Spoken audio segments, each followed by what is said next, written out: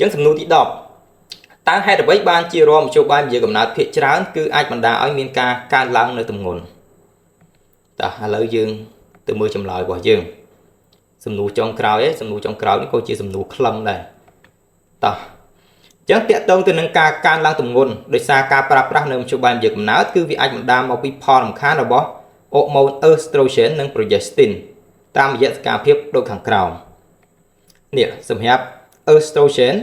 cứ việc vừa ở miền nơi sâu giống retention nâng water retention tam để giác cáp nhôi áo và quan ra làm nào cả nè cái này việc smoke smile cái này nó nâng bàn thờ dễ dụ giống biết tha sâu giống retention rồi có water retention ấy ban này tha việc miền tất cả phiệp mũi tiên giết sâu giống cho nó nóng cho đòn chiêm vinh hay là bây giờ tiên tất cho một nóng cho đòn chiêm vinh bây giờ vậy ở vô ở dù dối cứ chào tất cả chào sâu giống những từ hay là bây giờ system ra đấy chăm thì chứ nhưng mà dù làm ớt còn mọi khủng khủng ngồi vậy thế ai tập vẽ có nhưng mà dù thằng mạch hơi gì hay mối tiết sự cam mà phía đầu bọc progestin nè thời lãng cái lối xa ấy cứ việc nhôi sự cam một phía nơi đồng bọn trong khu có ba cái hơi hypothalamus này ở việc miền ca can lãng được chầm nón hà cứ thôi quạt liền giống progestin này việc nhôi từ lưỡi hypothalamus này ở bậc cao nơi chầm nón hà những nơi bây giờ quạt clear có chết tại nhà mình nhằm hãy clean tập bên dẫn quạt lang cái lỗ tam diện phần tái viêm mệnh cao lang cục kia thì vì ai nhặt lá miên là cam phim năng tới nhặt lá miên là này tới hay nhặt lá miên tầng pi dân từ nó chỉ mua là hại lấy nhom từ thua ca ví dụ làm ấp chu là cô này khổ tiện tông cho mùi nắng sẽ cam mà phim đầm nã can này system ra này so với năng cái dương cho vậy tập lấy là cô này khổ màu sắc xa pi đặc biệt đai của quan ra này vì đầm nã ca biết thả ra nó cửa số cả tệ O ní màu biệt tha renin, E ní màu biệt tha angiotensin, E ní màu biệt tha aldosterone, E ní màu biệt tha system nhé. Bậc kia sẽ rộng cái tha renin, angiotensin, aldosterone system. Dân đầm nã ca nó biểu rất tư được việc mạch. Dân lực này cứu thời vô lực của đầm nã ca nó bị tiện tư chỉ mũi đầm ròn nôm. Dân anh ấy cứ chỉ đầm ròn nôm ở giường. Dân lực non đầm ròn nôm nó lực non cái lại mà khai nè, lực non mà khai nó người miền nề prong tu chi chờn. Lấy cái lược chỗ này prong mũi cho mọi người được không này prong nó người miền này chở thì này các ba biến cái hai thắt km hay miền này xem thì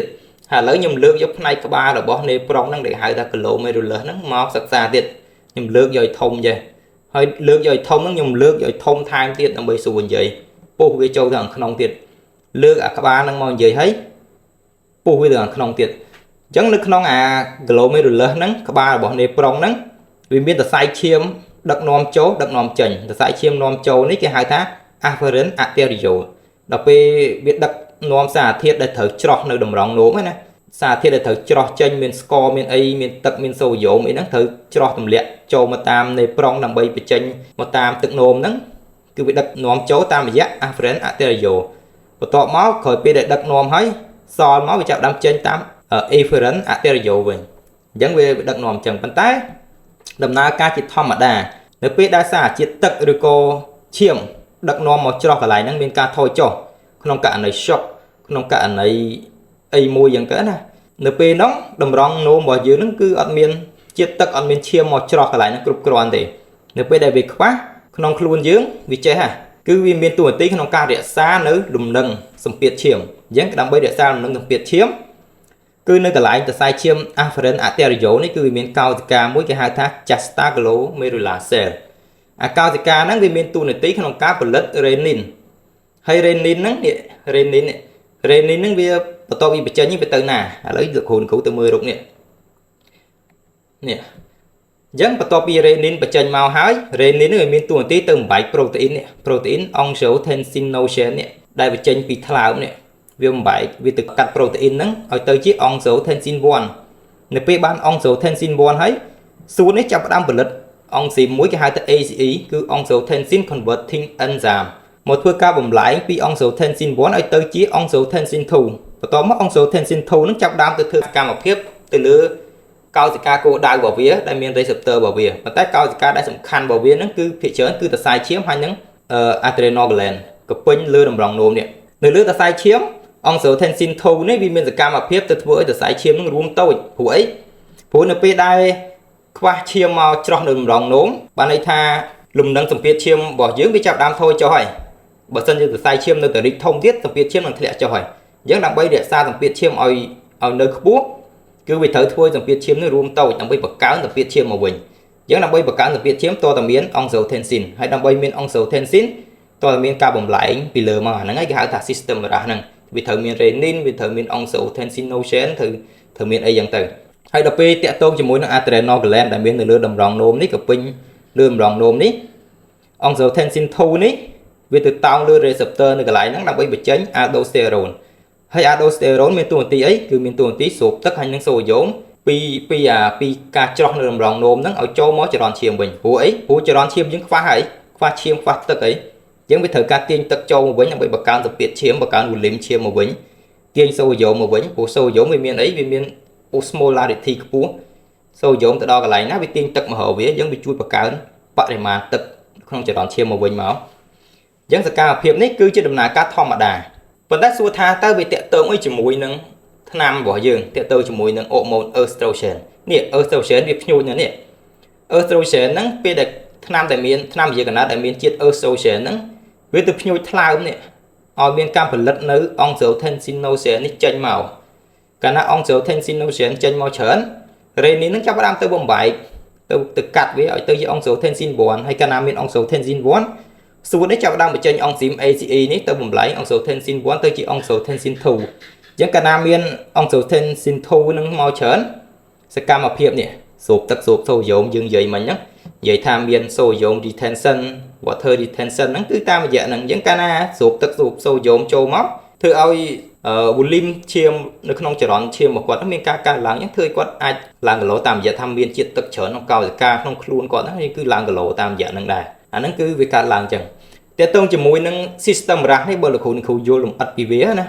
លោកគ្រូអាចយល់អំពីសកម្មភាពរបស់ថ្នាំបញ្ចុះសម្ពាធឈាមក្រុម ACEI និង AOB ពួក Losartan ពួក Enalapril Captopril ហ្នឹង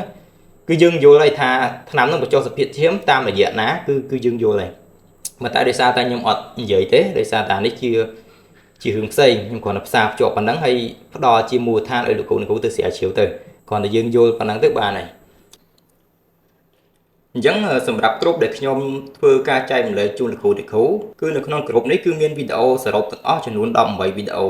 ដែលកន្លែងនេះគឺជាក្រុមបើសិនជាលោកគ្រូតទៅពី join ហើយចូលរួមក្រុមជាមួយខ្ញុំហើយបើសិនជាមានចង្អល់អាចចុចចូលទៅក្នុងក្រុមហ្នឹងដើម្បីធ្វើការពិភាក្សាគ្នាទាក់ទងជាមួយសំណួរហើយសម្រាប់វីដេអូរបស់យើងអ្វីដែលយើងនឹងសិក្សាក្នុងក្រុមនេះវីដេអូទី1នេះគឺនិយាយទាក់ទងជាមួយនឹងប្រភេទមធ្យោបាយវិទ្យាកំណើតដែលយើងត្រូវយកមកធ្វើការសិក្សាសម្រាប់វីដេអូនេះវីដេអូទី2នេះគឺយើងនិយាយពីដំណើរការនៃការមករដូវធម្មតាព្រោះពេលដែលលោកគ្រូយល់ពីដំណើរការនៃការមករដូវធម្មតានៅពេលយើងសិក្សាអំពីសកម្មភាពរបស់ថ្នាំគឺវាងាយយល់ដោយសារតែខ្ញុំបញ្យល់លម្អិតនៅក្នុងហ្នឹងនិយាយពីដំណើរការពិតប្រាកដនៅក្នុងខ្លួនរបស់ស្ត្រីវាមានការប្រែប្រួលមិនមករដូវរបៀបមិនអញ្ចឹងណាហើយដល់ពេលវីដេអូទី3នេះគឺតាក់ទងជាមួយនឹងដំណើរការនៃការមានផ្ទៃពោះធម្មតាតើការមានផ្ទៃពោះបន្ទាប់ពីមេជីវិតឈ្មោលចូលទៅជួបជាមួយមេជីវិតញីតើវាធ្វើការបង្កកំណើតហើយបន្ទាប់មកវាវិវត្តទៅណាវាទៅធ្វើអីទៀតវាមានលូតលាស់របៀបម៉េចអញ្ចឹងទៅព្រោះហ្នឹងក៏វាតាក់ទងជាមួយនឹងសកម្មភាពរបស់មធ្យោបាយវិទ្យាកំណើតរបស់យើងដែរអញ្ចឹងបន្ទាប់ពីលោកគ្រូចេះអាហ្នឹងហើយយើងទៅសិក្សាអំពីសកម្មភាពរបស់ថ្នាំយើងអញ្ចឹងក្នុងវីដេអូនេះគឺបញ្យល់លម្អិតតាក់ទងជាមួយនឹងសកម្មភាពរបស់ថ្នាំ POP តើវាទៅធ្វើការការពារមិនឲ្យមានផ្ទៃពោះទៅធ្វើសកម្មភាពកន្លែងណាទប់កន្លែងណាថ្នាំ CLC ក៏ដូចគ្នាដែរវាមានជំនាន់ទី1ទី2ហើយបានមានថ្នាំវិទ្យាកំណើតច្រើនដូចជា Yasmin, Mary, Yan 35អាហ្នឹងវាមានក្រុមរបស់វាជំនាន់ទី1ជំនាន់ទី2ហើយសកម្មភាពរបស់វាក្នុងការការពារមិនឲ្យមានកូនហ្នឹងគឺវាទៅទប់កន្លែងណាធ្វើការកន្លែងណាអញ្ចឹងបើសិនជាលោកគ្រូចង់ចូលរួមក្រុមអាចតាក់ទងតាម Telegram របស់ខ្ញុំដាក់ខាងលើហ្នឹងទៅហើយតាក់ទងជាមួយនឹងតម្លៃគឺលោកគ្រូគ្រាន់តែធ្វើការឧបត្ថម្ភខ្ញុំត្រឹមតែម្នាក់$5ទៅគឺអាចសិក្សាបានហើយព្រោះអានេះខ្ញុំមិនមែនយកថ្លៃបរិញ្ញាទេគឺខ្ញុំចង់ឲ្យលោកគ្រូធ្វើការឧបត្ថម្ភពីព្រោះការផលិតវីដេអូនេះគឺខ្ញុំបានចំណាយពេលវេលាច្រើនហើយនឹងចំណាយលុយកាក់ខ្លះក្នុងការចំណាយទៅលើកម្មវិធីកាត់វីដេអូកាត់អីហ្នឹងគឺវាអស់លុយគួរសមដែរហើយបើនិយាយពីវីដេអូនេះទំហំរបស់ខ្ញុំផលិតបានទាំងអស់ហ្នឹងគឺចំណាយពេលខ្ទង់ប្រហែលជា4ខែដោយសារយើងរវល់ការងារផងយើងឆ្លៀតធ្វើវាបន្តិចៗទៅដើម្បីចែករំលែកជូនគ្រូដែលធ្វើការនៅតាមបុសុខភាពឲ្យមានចំណេះដឹងបន្ថែមទៀតដើម្បីយកទៅអនុវត្តជាមួយអ្នកជំងឺទៅឲ្យ